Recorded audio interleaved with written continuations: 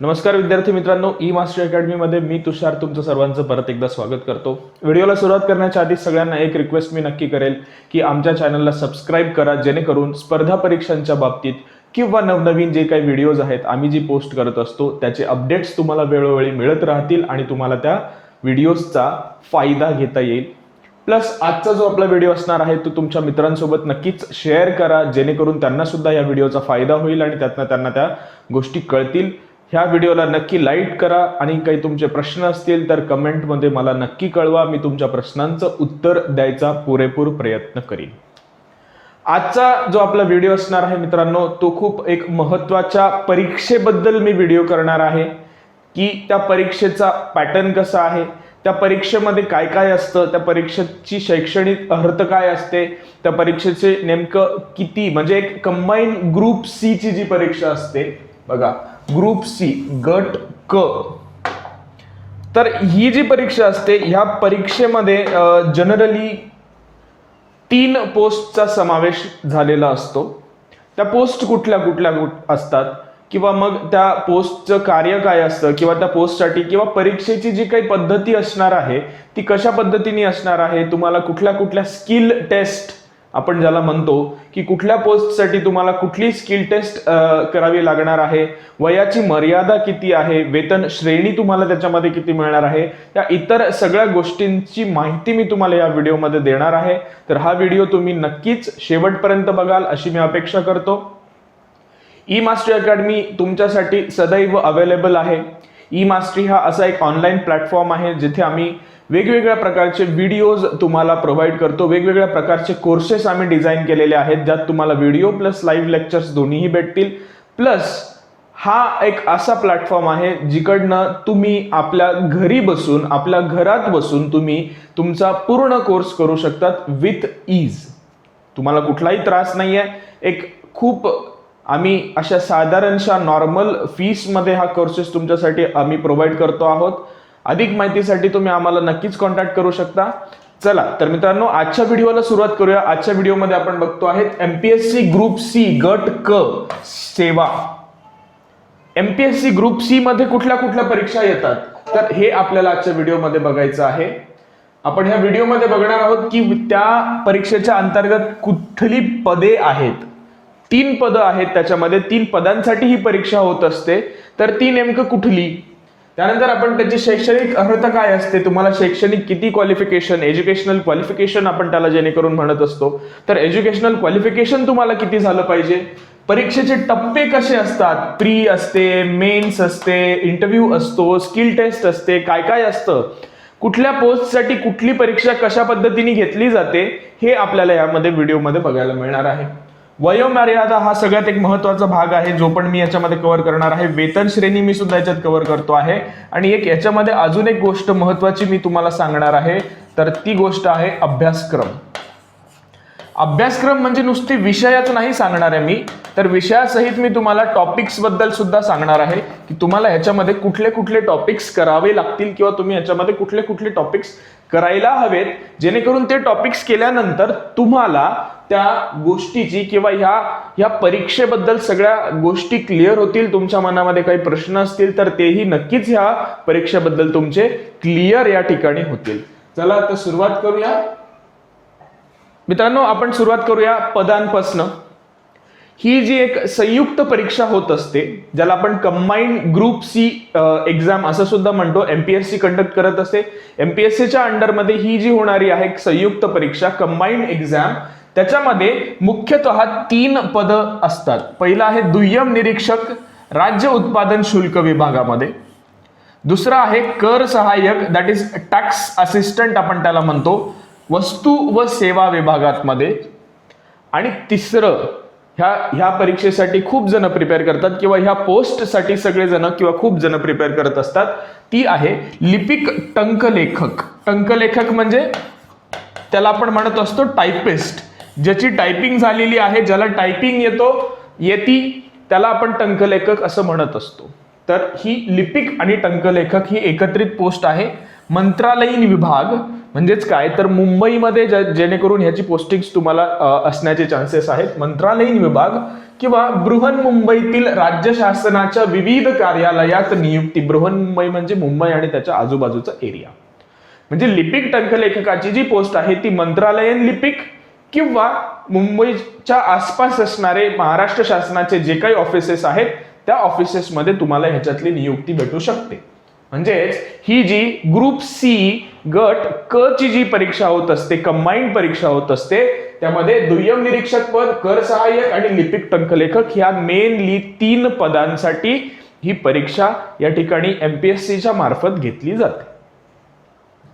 शैक्षणिक अर्हता आपल्याला आता इथे बघायची आहे. कुठल्या पदासाठी तुम्ही किती शिकलेले हवेत, कुठल्या पदासाठी तुम्ही काय काय तुमच्याकडे असायला हवं हे आपल्याला आता इथे बघायचं आहे. ह्या सगळ्या गोष्टीमध्ये शैक्षणिक अर्हतेच्या बाबतीत, एज्युकेशनल क्वालिफिकेशनच्या बाबतीत सगळ्यात महत्वाची गोष्ट या ठिकाणी समोर येते की तुम्हाला कुठल्याही मान्यता प्राप्त विद्यापीठाची पदवी किंवा महाराष्ट्र शासनाने विहित केलेली समतुल्य अर्हता त्या ठिकाणी हवी. पदवी किंवा पदवीच्या समतुल्य काहीतरी आपली जी काही महाराष्ट्र शासनाने त्यांनी ठरवून दिलेला जे काही क्वालिफिकेशन आहे, जे काही अर्हता आहे ती तुम्हाला तिथे पास करायला हवी. पण एक जनरली 99% लोक जे असतात ते पदवीच्या बेसिसवरतीच म्हणजेच आपल्या डिग्रीच्या बेसिसवरती तिथे हे करतात. त्यांनी असं काही स्पेसिफाय केलेलं नाहीये की तुम्ही कुठली एखादी पर्टिक्युलर डिग्रीच तुम्ही असायला हवी. तुम्ही कुठल्याही डिग्रीचे जरी पासआउट असाल तरी तुम्ही त्याच्यामध्ये ते तिथे अप्लाय त्या ठिकाणी करू शकतात. एक महत्वाचा मुद्दा याच्यात मला ऍड करायचा आहे. बऱ्याच जणांना याच्यामध्ये कन्फ्युजन असतं आणि बऱ्याच जणांनी मला याच्या आधी सुद्धा हे प्रश्न विचारलेले आहेत की सर, बऱ्याच जणांना एक महत्वाचा मुद्दा सुद्धा मला इथे ऍड करायचा आहे की ह्या मुद्द्यामध्ये बऱ्याच जणांना प्रश्न पडलेले असतात. बऱ्याच जणांनी मला खूपदा प्रश्न सुद्धा विचारलेले आहेत आणि त्यांनी मला त्यामध्ये विचारलं होतं की सर, मी पदवीच्या शेवटच्या वर्षाला आता आहे, मग का मी ती परीक्षा देऊ शकतो का? तर त्याचं उत्तर बघा तुम्हाला इथे मिळेल मित्रांनो. पदवी परीक्षेस बसलेले उमेदवार पूर्व परीक्षेस पास असतील. म्हणजेच काय तर तुम्ही जर का पदवी परीक्षा म्हणजेच तुम्ही पदवीच्या शेवटच्या वर्षात जर का असाल तर पूर्व परीक्षा देण्यासाठी तुम्ही पात्र आहात. तुम्ही पूर्व परीक्षा या ठिकाणी देऊ शकतात. पूर्व परीक्षा देण्यासाठी तुम्हाला या ठिकाणी कुठले प्रॉब्लेम्स येणार नाहीत. पण इथे येतो आता काय तर इथे येतो पण पूर्व परीक्षेच्या निकाला आधारे संबंधित संवर्गाकरिता घेण्यात येणाऱ्या मुख्य परीक्षेच्या प्रवेशासाठी म्हणजेच जर का तुम्ही शेवटच्या वर्षात आहात आणि तुम्ही पूर्व परीक्षेला बसलात, तुम्ही बसू शकतात. पण बसल्यानंतर जर का तुम्ही पूर्व परीक्षा पास होता आहात आणि तुम्ही मुख्य परीक्षेचा अर्ज ज्यावेळेस स्वीकारले जातात किंवा मुख्य परीक्षेसाठी अर्ज ज्या वेळेला त्या ठिकाणी भरले जातात तर त्या अर्ज स्वीकारण्याच्या अंतिम दिनांकापर्यंत पदवी परीक्षा उत्तीर्ण तुम्ही असायला हवं. म्हणजेच तुम्ही जर का शेवटच्या वर्षाला असाल आणि तुमच्या ग्रॅज्युएशनला किंवा तुमची पदवी पूर्ण होण्यासाठी काही थोडेसे दिवस शिल्लक राहिलेले असतील तर तुम्ही नक्कीच पूर्व परीक्षाला तिथे बसू शकतात. तुम्ही पण पास जर का तुम्ही पूर्व परीक्षा केलीत, तुम्ही पूर्व परीक्षेमध्ये जर का पास झालात तर पास झाल्यानंतर मुख्य परीक्षेचा फॉर्म भरण्याची शेवटच्या तारखेपर्यंत तुमच्याकडे तुमच्या डिग्रीचा रिझल्ट हातात हवा. म्हणजेच डिग्री तुमची मुख्य परीक्षेच्या आधी पूर्ण झालेली असावी असं त्यांचं म्हणणं आहे. जर का तुमची डिग्री मुख्य परीक्षेच्या आधी पूर्ण झालेली नसेल तर तुम्ही मात्र ह्या परीक्षांना बसू शकता का? तर नाही मित्रांनो, तुम्ही ह्या परीक्षांना बसू शकणार नाही. एक महत्वाचा मुद्दा आहे, उमेदवाराला मराठी बोलता, लिहिता आणि वाचता येणे आवश्यक आहे. मराठी बोलता, वाचता आणि लिहिता येणे या ठिकाणी आवश्यक आहे. त्याला तुम्हाला दुसरा काही एक उपाय नसणार आहे. तर मित्रांनो, या झाल्या तुमच्या शैक्षणिक अर्हतेबद्दल 3-4 महत्वाच्या गोष्टी याच्यात लक्षात ठेवायच्या आहेत तुम्हाला की तुमच्याकडे विद्यापीठाची मान्यता प्राप्त पदवी असायला हवी. त्याच्यानंतर तुम्ही जरी शेवटच्या वर्षाला असाल तरी मुख्य परीक्षेच्या शेवटचा फॉर्म भरण्याच्या शेवटच्या तारखेपर्यंत तुमच्याकडे डिग्री असायला हवी आणि तिसरी महत्वाची मुद्दा आहे याच्यामध्ये की तिसरी महत्वाची गोष्ट ही आहे की तुम्हाला त्या ठिकाणी मराठी लिहिता वाचता आणि बोलता यायला हवी. आता पुढे आपण बघूया कर सहाय्यक साठी. जर का तुम्ही कर सहाय्यक परीक्षेसाठी तुम्ही प्रयत्न करत असाल तर कर सहाय्यक साठी प्रयत्न करताना तुम्हाला त्या ठिकाणी तुमची मराठी टंकलेखनाचा म्हणजेच काय तर तुमचा मराठी टायपिंगचा वेग जो आहे, मराठी टायपिंगचा वेग हा 30 शब्द प्रति मिनिट असायला हवा. मराठी टायपिंगचा वेग तुमचा 30 शब्द प्रति मिनिट असायला हवा. तसेच इंग्रजी टंकलेखनाचा वेग हा 40 शब्द प्रति मिनिट असायला हवा व या अर्हतेचे शासकीय वाणिज्य प्रमाणपत्र तुमच्याकडे असायला हवे. म्हणजे तुम्हाला टायपिंग येतेय पण तुमच्याकडे जर का प्रमाणपत्र नाहीये तर तुम्ही ह्या परीक्षेसाठी इलिजिबल असाल का? तर मित्रांनो तुम्ही या परीक्षेसाठी इलिजिबल त्या ठिकाणी नसाल, कारण यांना प्रमाणपत्र लागतंय. 30-40 ची जी टायपिंग आहे, 30 कोणासाठी? 30 मराठीसाठी आणि 40 इंग्रजीसाठी.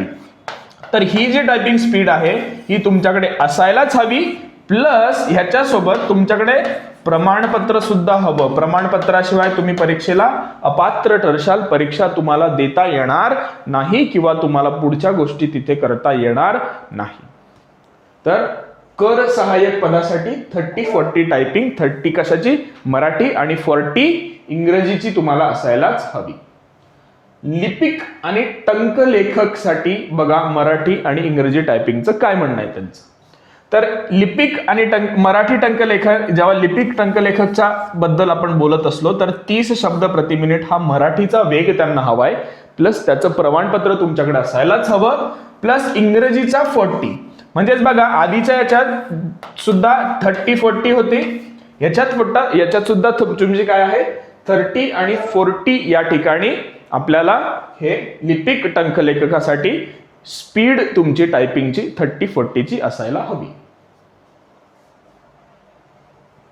आता ही टंकलेखन अर्हता प्राप्त करण्यामधनं त्यांनी काही लोकांना सूट सुद्धा दिलेली आहे आणि ही सूट तात्पुरती आहे. मित्रांनो लक्षात घ्या, ही सूट तात्पुरती आहे, ही काही सूट सगळ्यांसाठी नाहीये. मग आता ही सूट कोणासाठी आहे? तर मेनली ही सूट दिव्यांग लोक आणि माजी सैनिक यांच्यासाठी आहे. काय आपण ते बघूया. दिव्यांग उमेदवारासाठी केवळ लिपिक व टंकलेखक पदाकरता, फक्त लिपिक व टंकलेखक पदाकरता जर का दिव्यांग उमेदवार कोणी देत असेल तर त्यांनी टंकलेखन अर्हतेचे प्रमाणपत्र धारण केलेले नसेल. परीक्षा देताना त्यांनी परीक्षा देताना जर त्यांच्याकडे 30-40चं प्रमाणपत्र नसेल तर अशा वेळेस त्यांना तात्पुरत्या परीक्षा उत्तीर्णसाठी त्यांच्या नियुक्तीच्या दिनांकापासून 2 वर्षाचा कालावधी व 2 संधी देण्यात येतील. म्हणजेच एक फॉर एक्झाम्पल समजा तुषार हा दिव्यांग उमेदवार आहे, तुषारने फॉर्म भरला, तुषारला 30-40 टायपिंग तुषार शिकतो आहे किंवा तुषारला 30-40 टायपिंग येत सुद्धा नाही, तर अशा वेळेला तुषारनं प्रमाणपत्र समजा तर त्याच्यामध्ये तुषारची निवड झाली तर तुषारने त्याच्या नियुक्तीच्या 2 वर्षाच्या आत किंवा त्याला ती परीक्षा पास करण्यासाठी 2 अटेम्प्ट्स त्या ठिकाणी दिले जातील. म्हणजेच 2 वर्षाचं रिलॅक्सेशन हे दिव्यांग उमेदवारासाठी या ठिकाणी त्यांनी टायपिंगच्या संदर्भात दिलेलं आहे. 2 वर्षाचं एक्सटेन्शन आपण त्याला जरी म्हटलं तरी काही वेगळं ठरणार नाही. हे त्यांनी कोणाला दिलेलं आहे? दिव्यांग. माजी सैनिकांसाठी तात्पुरती सूट फक्त हे लिपिक टंकलेखक व कर सहाय्यक साठी. बघा दिव्यांग उमेदवाराला फक्त लिपिक टंकलेखक पदासाठी आहे, पण माजी सैनिकांना लिपिक टंकलेखक व कर सहाय्यक या दोन्ही पदांसाठी आहे. कारण याचं सांगतो की जी दिव्यांग उमेदवार आहेत ते कर सहाय्यक पदासाठी अपात्र असतात. ते कर सहाय्यक पदासाठी त्यांचा फॉर्म त्या ठिकाणी भरू शकत नाहीत. तर माजी सैनिक उमेदवारांनी जर का ते प्रमाणपत्र धारण केलेलं नसेल तर त्यांना ती परीक्षा उत्तीर्ण होण्यासाठी नियुक्तीच्या दिनांकापासून 2 वर्षाचा किंवा 2 संधी त्यांना देण्यात येतील. म्हणजेच काय, तर एक तर 2 वर्षात पास करा किंवा 2 संधींमध्ये पास करा. 2 वेळेस जर का तुम्ही परीक्षा दिली, पास नाही झालात तर तुम्ही अपात्र ठरशाल, तुमचा नोकरी त्या ठिकाणी पुढे करू शकणार नाहीत. तर हा एक महत्वाचा मुद्दा आहे, ही गोष्ट लक्षात ठेवायची आहे. कर सहाय्यक पदासाठी दिव्यांग उमेदवार अपात्र ठरतात. दिव्यांग उमेदवार त्या ठिकाणी त्याचा फॉर्म त्याचा भरू शकत नाही. शारीरिक अर्हता बघूया आपण आता. हे कशासाठी आहे शारीरिक? फक्त दुय्यम निरीक्षक राज्य उत्पादन शुल्क ह्या एका पोस्टसाठी, दुय्यम निरीक्षक राज्य उत्पादन शुल्कात जी पोस्ट आहे त्या पोस्टसाठी, दुय्यम निरीक्षकच्या पोस्टसाठी त्यांनी शारीरिक अर्हता सुद्धा त्या ठिकाणी दिलेली आहे. पुरुष जर का असेल तर त्याची उंची ही 165 सेंटीमीटर असायला हवी आणि त्याची छाती ही न फुगविता 79 सेंटीमीटर असायला हवी. 79 सेंटीमीटर न फुगवता. फुगवल्यानंतर 5 सेंटीमीटरचं रिलॅक्सेशन आपल्याला काहीतरी त्याच्यामध्ये देऊ शकतात. महिलांसाठी उंची आहे महिलांची 155 सेंटीमीटर असायला हवी आणि महिलांना दुसरा एक त्यांनी ऍड केलेला आहे की महिलांना किमान वजन हे 50 किलो असायला हवं. हे कशासाठी, कुठल्या पोस्टसाठी? तर हे फक्त आणि फक्त दुय्यम निरीक्षक ह्या पदासाठी. इतर दुसऱ्या पदासाठी शारीरिक अर्हता त्यांनी काही तिथे सांगितलेली त्या ठिकाणी नाहीये. वयोमर्यादा आपण बघूया. आधी किमान बघू आणि नंतर कमाल बघू. किमान म्हणजे काय, तर किती मिनिमम तुमचं वय असायला हवं आणि मॅक्झिमम तुम्ही किती वय असायला असं हे आपण बघूया. तर दुय्यम निरीक्षकसाठी जर का तुम्ही 18 वर्ष वयाचे पूर्ण केलेले असतील तर तुम्ही त्यासाठी परीक्षा देऊ शकतात. 18वं वर्ष चालू असेल तर तुम्ही नाही देऊ शकत. 18 वर्ष पूर्ण झालेली असायला हवी. कर सहाय्यक पदासाठी सुद्धा तुम्ही 18 वर्षाचा त्यांनी किमान वयोमर्यादा ठेवलेली आहे. लिपिक टंकलेखक पदासाठी मात्र 19 वर्ष वयाची मर्यादा त्यांनी ठेवलेली आहे. एखादी व्यक्तीने 19 वर्ष वयाचे पूर्ण केलेले असतील तर ती व्यक्ती ती परीक्षा देण्यासाठी त्या ठिकाणी इलिजिबल असते. ती व्यक्ती त्या ठिकाणी ती परीक्षा देऊ शकते.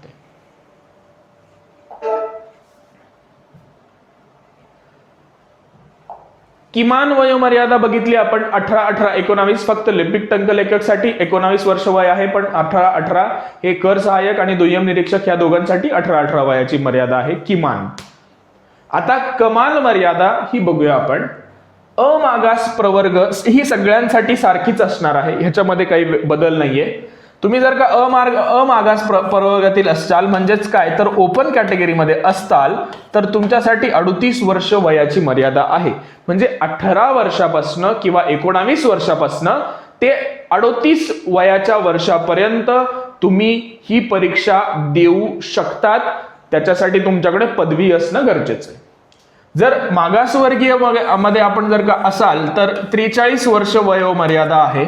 38 म्हणजे किती, 5 वर्षाचं रिलॅक्सेशन आपल्याला मागासवर्गीय प्रवर्गात मिळालेलं आहे.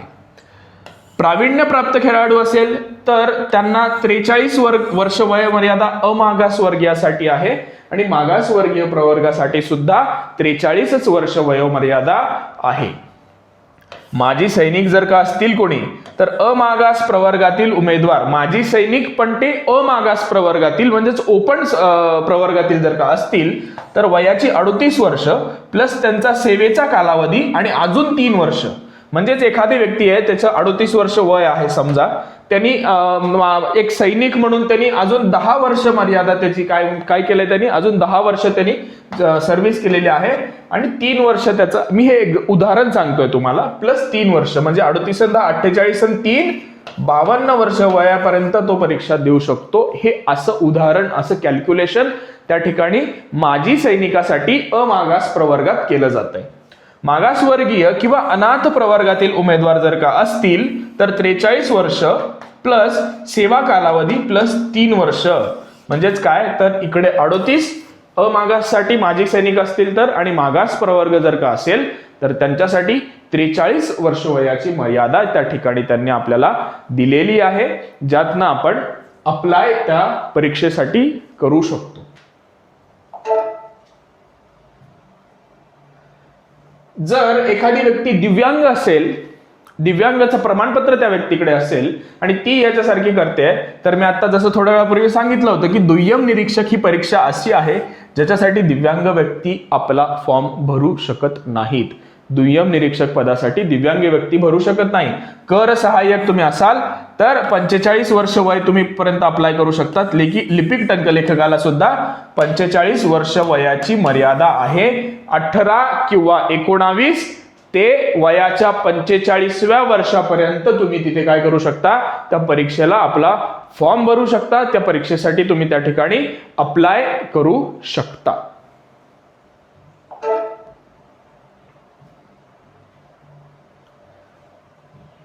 आता वळूयात परीक्षेच्या सगळ्यात महत्वाच्या, सगळ्यात क्रुशियल आणि सगळ्यात इम्पॉर्टंट फॅक्टरकडे. ती आहे परीक्षेचे टप्पे आणि याच्याच दुसऱ्या भागात आपण बघणार आहोत परीक्षेचा अभ्यासक्रम. परीक्षेचे 2 टप्पे आहेत, एक आहेत पूर्व आणि दुसरे आहे मुख्य. पूर्व परीक्षा 100 गुणांची, मुख्य परीक्षा 200 गुणांची. टोटल परीक्षा 300 गुण असतात. टोटल परीक्षेला काय असतं, 300 गुण. पूर्व परीक्षा कंबाईन होत असते, कॉमन होत असते, सगळ्यांची सारखी होत असते. बघूया. पूर्व परीक्षा ही संयुक्त परीक्षा असते. तिन्ही पदांसाठी कर सहाय्यक, दुय्यम निरीक्षक आणि लिपिक टंकलेखक या 3ही पदांसाठी जी होणारी पूर्व परीक्षा आहे, ती पूर्व परीक्षा ही सगळ्यांच्यासाठी कॉमन म्हणजेच एकत्रितपणे होत असते. त्याच्यात प्रश्नांची संख्या असते 100 आणि जसे आता मी सांगितलं की गुण पण असतात 100, म्हणजे 100 प्रश्न 100 मार्क. दर्जा असतो 12वी लेवलचा. 7वी ते 12वीच्या याच्यामध्ये येणारे जे जे काही प्रश्न असतील ते तुम्हाला या ठिकाणी पूर्व परीक्षेमध्ये विचारले जातील. या परीक्षेचं माध्यम असेल मराठी व इंग्रजी. तुम्ही मराठीमध्ये सुद्धा पेपर देऊ शकतात किंवा इंग्रजीमध्ये सुद्धा तुम्ही त्या ठिकाणी पेपर देऊ शकतात. जे जे प्रश्न इंग्रजीमध्ये देण्यासारखे असतील ते दोन्ही भाषांमध्ये तिथे दिलेले असतील. कालावधी असतो 1 तास. 100 मार्क, 100 प्रश्न, 60 मिनिटं. डिवाइड करा. 6 × 6, 6 × 10 उरले 4, 6 × 5 = 30, 6 × 6 = 36. म्हणजे जवळपास तुम्हाला 1.6 दीड प्रश्न तुमचा एका मिनिटाला सोडून झाला पाहिजे. जर का तुम्हाला 100 प्रश्न त्या ठिकाणी अटेंड करायचे असतील, 100 प्रश्न तुम्हाला त्या ठिकाणी सोडवायचे जर का असतील. हे जस्ट मी तुम्हाला कॅल्क्युलेशन सांगितलं. पण 100 प्रश्न, 100 मार्क, 12वी पर्यंतचा डिफिकल्टी, त्याला 1 तास आणि वस्तुनिष्ठ बहुपर्यायी. म्हणजेच काय तर आपल्याला पर्याय दिलेले असतील आणि त्यातनं तुम्हाला एक जे काही बरोबर उत्तर आहे ते त्या ठिकाणी निवडावं लागणार आहे.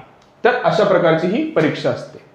याच्यामध्ये 1.4 एकास 4, 1:4 एकास 4 अशी निगेटिव्ह मार्क असेल. म्हणजेच निगेटिव्ह मार्किंग याच्यामध्ये आहे, लक्षात ठेवा. म्हणजेच अटेम्प्ट जास्त करण्याच्या चक्रात इकडे दुर्लक्ष होऊन मिळवलेले हातचे मार्क सुद्धा घालवायचे नाही. Unless and until you are sure about any answer, don't go for it. Once you think that yeah this is the answer, then only go for it. तर काय, एकास 4, प्रत्येकी 4 चुकीचे प्रश्न जर का तुम्ही सोडवलेत तर तुमचा एका बरोबर प्रश्नाचा मार्क कट होईल. 2 प्रश्न सोडवले तर अर्धा मार्क कट होईल. 1 प्रश्न सोडवला तर त्याचा अर्धा मार्क कट होईल.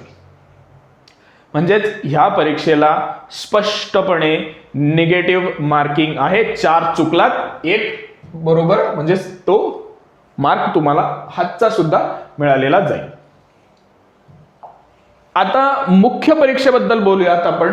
मुख्य परीक्षेचा पेपर नंबर 1, मुख्य परीक्षेमध्ये 2 पेपर असतात, पेपर 1 आणि पेपर 2. तर मुख्य परीक्षा 3ही पदांसाठी, पेपर नंबर 1 3ही पदांसाठी पहिला नंबरचा जो पेपर आहे तो संयुक्त म्हणजेच कंबाइंड होणार आहे. कंबाइंड होईल. मग त्याच्यामध्ये काय असेल तर त्याच्यामध्ये तुम्हाला 2 विषयांबद्दल विचारलं जाईल. एक असतं मराठी, दुसरं असतं इंग्रजी.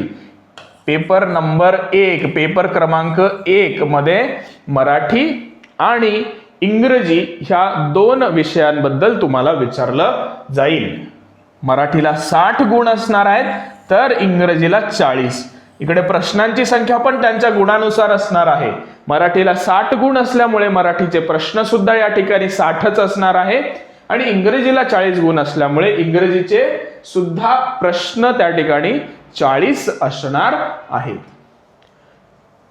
मराठीचा जो दर्जा असणार आहे, मराठी विषयाचा जो दर्जा असणार आहे, जी डिफिकल्टी लेवल असणार आहे ती 12वीच्या प्रमाणे असेल, तीच इंग्रजीची डिफिकल्टी लेवल असेल ती पदवीच्या प्रमाणे असणार आहे. म्हणजेच मित्रांनो एक गोष्ट सगळ्यांना लक्षात ठेवायची आहे, मेन्स मध्ये तुम्हाला ऍडव्हान्स्ड ग्रामर करावं लागेल. ऍडव्हान्स्ड ग्रामर साठी तुम्ही खूप सारे पुस्तकं वापरू शकतात.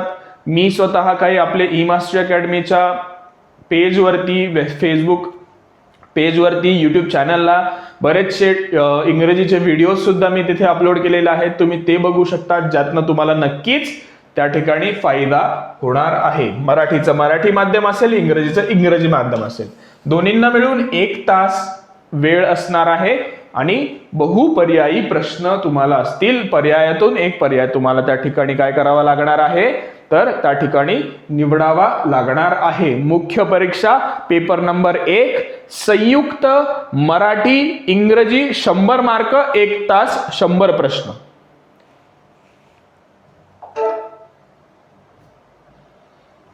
मुख्य परीक्षा पेपर क्रमांक 2 हा वेगळा वेगळा होणार आहे. हा वेगळा वेगळा होतो. त्याच्यामध्ये विषय बघा, सामान्य क्षमता चाचणी व पदासंबंधीचे किंवा विषयासंबंधीचे ज्ञान. तुम्ही कुठल्या पदासाठी अप्लाय करत आहात, कुठल्या विषयासाठी अप्लाय करत आहात, कुठल्या पोस्टसाठी तुम्ही त्या ठिकाणी परीक्षा देत आहात, त्याच्या अनुषंगाने तुम्हाला तो पेपर क्रमांक 2 असणार आहे. म्हणजे मित्रांनो इथे लक्षात घ्या, पेपर नंबर 1 म्हणजेच प्रिलिम्स आपण त्याला म्हणतो. प्रिलिम्स तुमची सगळीकडे काय असणार आहे, कॉमन असणार आहे, कंबाइंड असणार आहे, संयुक्त असणार आहे. प्रिलिम नंतर येते तुमची काय, तर पेपर क्रमांक मुख्यचा, मेन्सचा पेपर नंबर 1 तो असणार कसा आहे, तर तो पण सुद्धा तिथे सगळ्यांसाठी कॉमन असणार आहे. पण पेपर क्रमांक 2 हा पदाच्या अनुसरून असणार आहे. 100 गुण, 100 मार्क, पदवीचा दर्जा, मराठी व इंग्रजी माध्यम असणार आहे, 1 तासाचा वेळ. हे 100-100चा पॅटर्न यांनी इथे फॉलो केलेला आहे बघा. आयोगाने 100 गुण, 100 प्रश्न आणि 1 तास ही वेळ स्टँडर्ड दिली आहे. पण महत्वाची गोष्ट इथे सगळ्यांनी बघा मित्रांनो, इथे जी तुम्ही करणार आहात, इथे तुम्हाला काय करायचं आहे, तर इथे तुम्हाला जो दर्जा असणार आहे पेपरचा तो पदवीच्या अनुषंगाने असणार आहे. म्हणजेच जो पेपर क्रमांक 2 आहे ना तुमचा, तो तुमचा डिसाइडिंग फॅक्टर या ठिकाणी असणार आहे. आता डिसाइडिंग फॅक्टर म्हणजे काय, तर पेपर क्रमांक 1 मध्ये सोपं आहे. इनफॅक्ट पेपर क्रमांक मेन्स म्हणजे प्रिलिम्स मध्ये सोपं आहे. पहिला पेपर सुद्धा तुमचा सोपा आहे इंग्रजी थोडंसं सोडलं तर. पण दुसरा पेपर मध्ये तर तुम्हाला काहीही करून पदवीच्या दर्जाची तयारी करावी लागणार आहे. म्हणजेच काय, तर तुम्हाला मुख्य परीक्षेसाठी जास्त चांगल्या पद्धतीने प्रिपरेशन त्या ठिकाणी करायची आहे. मी आपल्या ह्या परीक्षेच्या संदर्भात म्हणजेच की आता ग्रुप सी चे जे काही प्रिव्हियस इयर क्वेश्चन पेपर्स असणार आहेत त्याचं अनालिसिस सुद्धा मी तुमच्याकडनं त्या ठिकाणी करून घेणार आहे. व्हिडिओज मी त्याचे हळूहळू अपलोड करणार आहेत. नक्की तुम्ही त्या गोष्टींकडे लक्ष द्या. आपल्या चॅनलला त्यासाठी सबस्क्राईब करून ठेवा, जेणेकरून आपला एखादा व्हिडिओ अपलोड झाला तर त्याचं नोटिफिकेशन त्या ठिकाणी तुम्हाला मिळेल आणि तुम्ही ती व्हिडिओज त्या ठिकाणी बघू शकशाल. त्याचा तुम्हाला नक्कीच फायदा होईल. आता मुख्य परीक्षा झाली तर नेमकी सिलेक्शन प्रोसेस कशी आहे, मुख्य परीक्षेनंतर नेमकी जे सिलेक्शन होतं त्याची प्रोसेस कशी आहे ती तुम्हाला मी थोडंसं सांगतो. पर्सेंटाईल म्हणजे शतमान पद्धत आहे. इथे सर्वाधिक गुण मिळवणाऱ्या उमेदवारांच्या एकूण गुणाच्या, म्हणजे सर्वाधिक गुण ज्यांनी मिळवले त्याच्या एकूण गुणाच्या कसं आहे, तर जर का तुम्ही अमागासवर्गीय असाल तर तुमचा किमान 35% पासिंग स्कोअर असायला हवा. मागास प्रवर्गासाठी तोच 30% पासिंग, म्हणजे 100 मार्काची परीक्षा आपण जर का धरलं तर तुम्ही अमागास वर्गात असाल तर तुम्हाला 35 मार्क मिळवणं गरजेचं आहे. तुम्ही मागास प्रवर्गात असाल तर तुम्हाला 30 किमान गुण मिळवणं महत्वाचं आहे. तुम्ही दिव्यांग उमेदवार असाल तर 20% म्हणजे 100 पैकी 20 गुण तुम्हाला घेणं गरजेचं आहे. तुम्ही माजी सैनिक असाल तर त्यासाठी तुम्हाला सुद्धा 20 गुण मिळवणं त्या ठिकाणी गरजेचं आहे. आणि तुम्ही जर का खेळाडू कोट्यातनं जर का असाल गुणवत्ताधारक तर तिथे सुद्धा तुम्हाला काय तर 20 म्हणजेच काय तर दिव्यांग, माजी सैनिक आणि गुणवत्ताधारक खेळाडू यांच्यासाठी 20% क्रायटेरिया आहे. मागासवर्गीय प्रवर्गासाठी 30% क्रायटेरिया आहे आणि अमागास प्रवर्ग जो आहे त्यांच्यासाठी 35% तुम्हाला तिथे मार्क्स हे घ्यावे लागतील, मिळवावे लागतील. आता आपण वळूयात अभ्यासक्रमाकडे. वेतन श्रेणी एकदा बघून घेऊया, मग आपण अभ्यासक्रमाकडे वळूया मित्रांनो, की तुम्ही कुठल्या पदासाठी कुठली वेतन श्रेणी आपल्याला मिळते. दुय्यम निरीक्षक जर का पोस्ट आहे S12 वेतन श्रेणी आहे, ज्याच्यामध्ये 32,000 ते 1,16,000 प्लस महागाई भत्ता व इतर जे काही गव्हर्नमेंटचे देयके असतील ते. कर सहाय्यक पदासाठी S8 ची वेतन श्रेणी आहे, ज्यामध्ये तुमचं पे स्केल असणार आहे 25,500 ते 81,100 आणि महागाई भत्ता व इतर सगळे देयके जे असतील सरकारी ती तुम्हाला मिळणार आहे. आणि लिपिक टंकलेखक पदासाठी S6 नावाची तुमची काय असणार आहे श्रेणी असणार आहे, ज्यामध्ये तुमचं जे वेतन पे बँड आहे तो 19,900 ते 63,200 प्लस महागाई भत्ता व इतर सगळी महाराष्ट्र शासनाची जी काही देयके असतील त्यात तुम्हाला ह्या वेतन श्रेणीमध्ये मिळणार आहे. म्हणजेच जर का तुम्ही बघायला गेलात तर दुय्यम निरीक्षक पदाची वेतन श्रेणी सगळ्यात जास्त आहे, त्यानंतर कर सहाय्यक आहे, त्यानंतर लिपिक व टंकलेखक ह्या पदाची वेतन श्रेणी आहे.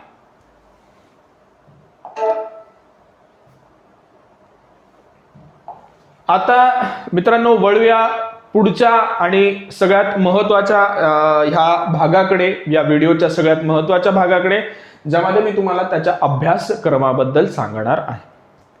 आता अभ्यासक्रम म्हणजे काय तर नुसते विषयच नाही तर कुठले कुठले टॉपिक्स तुम्हाला त्या ठिकाणी करायचे आहेत हे मी त्यामध्ये तुम्हाला कळवणार आहे, हे मी त्यामध्ये तुम्हाला सांगणार आहे.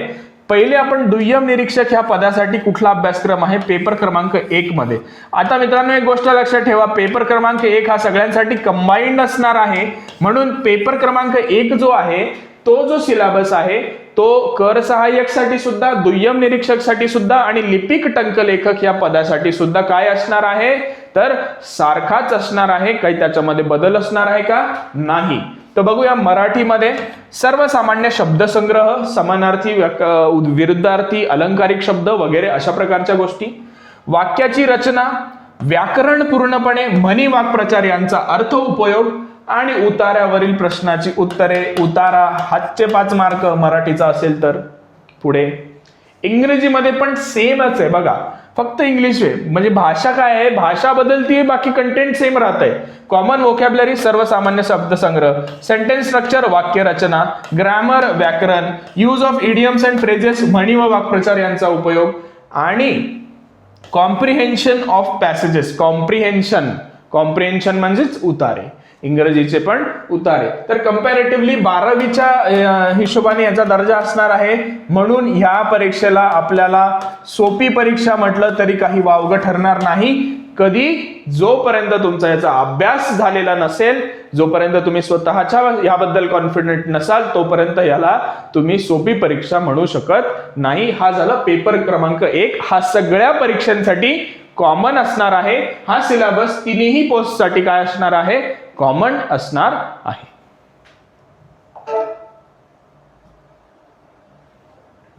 दुय्यम निरीक्षक पदासाठी पेपर क्रमांक 2, त्याच्यात चालू घडामोडी जागतिक तसेच भारतातील बरोबर, त्याच सोबत महाराष्ट्रातील सुद्धा करून जायचे आहेत. म्हणजे महाराष्ट्राच्या शासनाच्या परीक्षेमध्ये महाराष्ट्राशी निगडीत प्रश्न विचारले जाऊ शकतात आणि महाराष्ट्राच्या आजूबाजूच्या राज्यांशी निगडीत सुद्धा.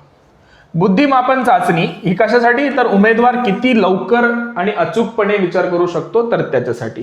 त्याच्यात मग तुम्हाला नंबर सिरीज विचारले जाऊ शकते, कोडिंग विचारले जाऊ शकते, सांकेतिक भाषेबद्दल विचारलं जाऊ शकतं, त्या आकृत्याबद्दल विचारलं जाऊ शकतं. त्यानंतर भारतीय राज्यघटना, घटना कशी तयार झाली आणि घटनेच्या प्रस्तावनेमागची भूमिका व तत्वे, घटनेमधली महत्वाची कलमे, ठळक वैशिष्ट्ये, केंद्र राज्य संबंध, मूलभूत हक्क कर्तव्ये, राज्याच्या धोरणाची मार्गदर्शक तत्वे, त्यानंतर युनिफॉर्म सिव्हिल कोड, न्यायपालिका, राज्यपाल, मुख्यमंत्री, मंत्रिमंडळ, विधानसभा, विधान परिषद, महानगरपालिका, काही विविध समित्या असतील, हे सगळं भारतीय राज्यघटनेमध्ये तुम्हाला अभ्यास करायचा आहे. माहिती अधिकार नियम 2005, महाराष्ट्र लोकसेवा हक्क अधिनियम 2015, ह्या 2 गोष्टी पण याच्यामध्ये त्यांनी केलेल्या आहेत. संगणक आणि माहिती तंत्रज्ञान, मी नेहमी सांगत असतो, संगणक माहिती तंत्रज्ञानासाठी लुसेंट्स पब्लिकेशनचं पुस्तक घ्या, तुमचं सगळं ह्याच्यामध्ये क्लिअर होऊन जाईल. तर त्याच्यामध्ये काय विचारलं, संगणकाची भूमिका, संगणकाचा उपयोग, data communication, web technology, internet, ह्या सगळ्याबद्दल तुम्हाला त्यामध्ये विचारलं शकतं. मानवी हक्क व जबाबदाऱ्या, राष्ट्रीय आंतरराष्ट्रीय मानवी हक्काची मानकं काय काय आहेत, राज्यघटनेतील काय तरतुदी आहेत मानवी हक्क व त्यांच्या जबाबदाऱ्यांबद्दल, ह्या सगळ्या गोष्टी बघा. हिंसाचार, भ्रष्टाचार, दहशतवाद, कामगारांचे शोषण, लोकशाही व्यवस्थेतील एकमेकांचे हक्क आणि प्रतिष्ठेचा आदर करण्यासंबंधी खूप, म्हणजे आता हे बघा याच्यामध्ये काय अजून दुसरं गोष्ट त्यांनी, नागरी हक्क संरक्षण अधिनियम 55, मानवी हक्क संरक्षण अधिनियम, कौटुंबिक हिंसाचारापासून महिलांच्या संरक्षणाचे अधिनियमन, ह्या सगळ्या गोष्टी याच्यामध्ये तुम्हाला विचारल्या जातील.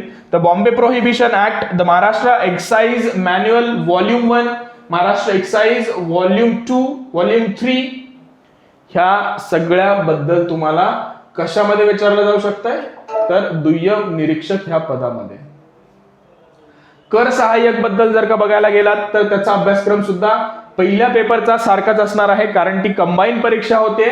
दुसऱ्या पेपरमध्ये कर सहाय्यक पेपरसाठी नागरिक शास्त्र आहे, ज्यात राज्य व्यवस्थापन प्रशासन, नागरी व ग्रामीण व्यवस्थापन प्रशासन, राज्य, नागरी आणि ग्रामीण याचं व्यवस्थापन आणि प्रशासन हे तुम्हाला नागरिक शास्त्रामध्ये करायचं आहे.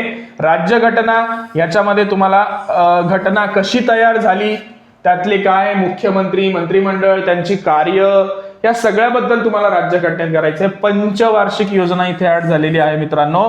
चालू घडामोडी, जगाच्या तसेच भारतातील बुद्धिमत्ता चाचणी, मूलभूत गणितीय कौशल्य, बेरीज वजाबाकी, गुणाकार, भागाकार, बॉडमास इथं विचारलं जाऊ शकतं.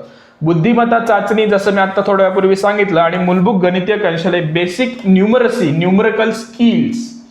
ओके, तर ह्या सगळ्या गोष्टी, ते 10th लेवलचं गणित तुम्हाला इथे विचारलं जाऊ शकतं. कॅल्क्युलेशन्स वरती बेस्ड त्या ठिकाणी तुम्हाला जास्त प्रश्न हे विचारले जाऊ शकतात.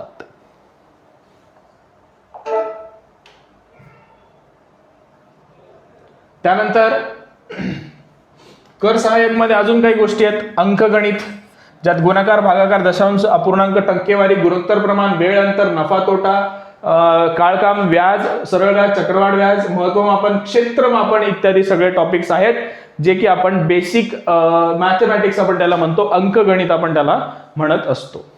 पुस्तपालन व लेखाकर्म कॉमर्स डिपार्टमेंटशी रिलेटेड आहे. बुक किपिंग अँड अकाउंटन्सी, मग याच्यामध्ये तुम्हाला लेखाकर्म काय आहे, त्याचे अर्थ, त्याच्या संज्ञा, मूलभूत तत्वे, त्याचे दस्तावेज, रोजकिर्द, खतावणी, बँक मेळजुळणी पत्रक, हे सगळं असिस्टंट, टॅक्स असिस्टंट मध्ये येणार आहे. कारण मित्रांनो हा टॅक्सशी रिलेटेड आहे, आणि म्हणून हे पुस्तक पालन, आणि जी लोकांचं कॉमर्सचं बॅकग्राऊंड नसेल त्यांनी ह्याच्यावरती स्पेसिफिकली खास करून चांगल्या पद्धतीने लक्ष त्या ठिकाणी द्यायला हवं. आर्थिक सुधारणा व कायदे, पार्श्वभूमी, उदारीकरण, खाजगीकरण, जागतिकीकरण, व्याप्ती, मर्यादा, केंद्र राज्य स्तरावरील आर्थिक सुधारणा, WTO, वर्ल्ड ट्रेड ऑर्गनायझेशन अपेक्षित, जीएसटी, विक्री कर, वॅट. म्हणजेच काय, तर इन शॉर्ट भारतात जे जे काही टॅक्सेस आहेत त्याच्याबद्दल सुद्धा तुम्हाला आर्थिक दृष्ट्या किंवा आर्थिक अँगलने विचार करणं गरजेचं आहे, कारण ही कर सहाय्यकचा पेपर या ठिकाणी असणार आहे.